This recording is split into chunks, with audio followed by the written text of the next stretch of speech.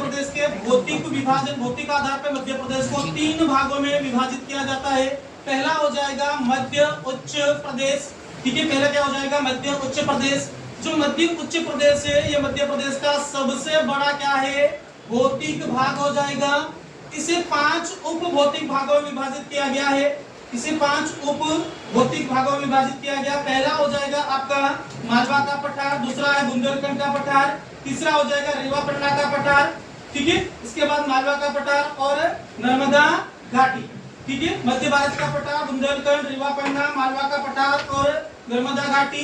दूसरा जो भाग हो जाएगा वो हो जाएगा आपका सतपुड़ा पर्वत श्रेणी के, सतपुड़ा श्रेणी कहा जाता है इसको। तो सतपुड़ा श्रेणी को भी 3 भागों में विभाजित किया जाता है। राजपीपला श्रेणी सबसे पश्चिमी भाग है ये इसका, महादेव श्रेणी मध्य भाग, और जो सबसे पूर्वी भाग है इसे मेहकाल श्रेणी कहा जाता है, ठीक है।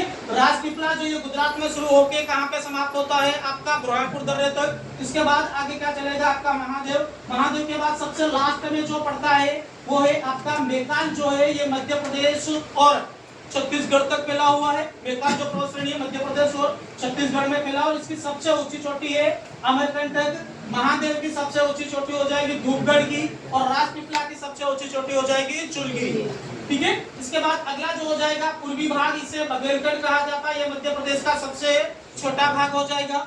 ये क्या है? मध्य प्रदेश का सबसे छोटा भाग हो जाएगा। अब हम आगे बात करने वाले हैं मध्य प्रदेश को भौतिक आधार हो गया। इसके बाद हम बात करेंगे प्राकृतिक आधार पे।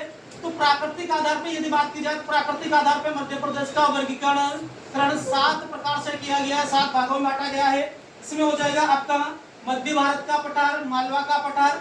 मालवा के पठार के बारे में बात करते हैं, जिसका जो निर्माण हुआ है ज्वालामुखी के लावा से हुआ, ज्वालामुखी के लावा से, अर्थात दक्कन ट्रैप की बेसाल्ट चट्टानों से हुआ है।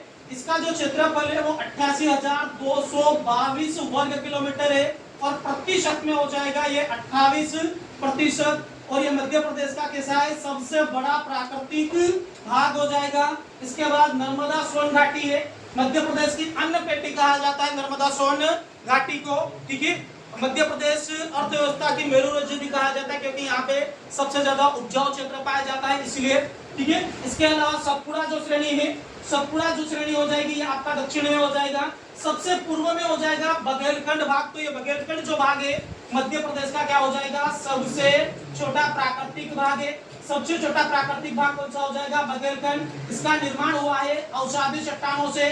अवसादी चट्टानों का रूपांतरण हो जाता है आपका कोयला में, इसीलिए मध्य प्रदेश का जो पूर्वी क्षेत्र है उसमें सबसे ज्यादा कोयला उत्पादन होता है। शहडोल, सिंगरौली, सिद्धि, है ना, यहाँ पे सबसे ज्यादा कोयले का उत्पादन किया जाता है, ठीक है। ये कोयला एक प्रकार का क्या है? जीवाश्म है। इसका जो क्षेत्रफल है वो 24,000 वर्ग किलोमीटर हो जाएगा। प्रतिशत से पूछा जाएगा वो केवल कितना है? 7%। इसके बाद रीवा पन्ना का पठार, रीवा पन्ना के बाद हो जाएगा बघेलखंड का पठार, ठीक है। तो कल हम इसकी थ्योरी स्टार्ट करने वाले हैं इन सभी पाठों की, ठीक है। Thank you.